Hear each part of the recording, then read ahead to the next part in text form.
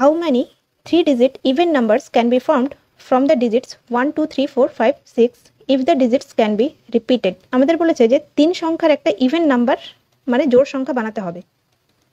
এবার even number বা জোড় সংখ্যা কিভাবে বানানো যায়, মানে এই সংখ্যাগুলো দিয়ে আমাদের একটা জোড় সংখ্যা বানাতে হবে, তাহলে লাস্টের ঘরে কত থাকলে আমরা সেই সংখ্যাটাকে জোড় সংখ্যা বলতে পারি।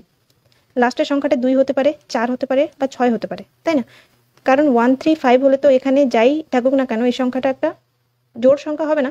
জোড় সংখ্যা হতে গেলে কি হয়, লাস্টের যে অঙ্কটা থাকে সেটাকে 2 দ্বারা বিভাজ্য হতে হয়। তাহলে এই ঘরটাতে আমরা হয় 2 বসাতে পারি, অথবা 4 বসাতে পারি, অথবা 6 বসাতে পারি, তাহলেই এই গোটা সংখ্যাটা একটা ইভেন নাম্বার হবে।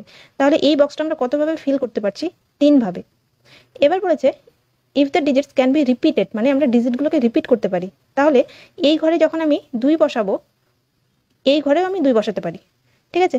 তাহলে এই ঘরটা আমি কতভাবে টোটাল ফিল করতে পারি? আমাকে এই সংখ্যাগুলো দিয়ে বানাতে বলেছে।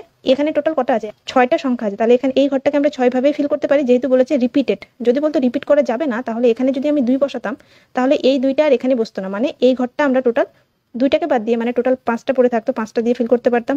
আবার এই ঘরটা টোটাল 4টা সংখ্যা দিয়ে ফিল করতে পারতাম, যদি বলতো যে রিপিট করা যাবে না। কিন্তু এখানে বলেছে রিপিটেড, মানে এই ঘরটাও 6 ভাবে ফিল হবে, এই ঘরটাও এখানকার মধ্যে যে কোনো একটা সংখ্যা বসতে পারে, মানে 6 ভাবে ফিল হবে। তাহলে অ্যান্সার কি আসবে? এটা গুণ করে দিতে হয়, মানে হচ্ছে 108।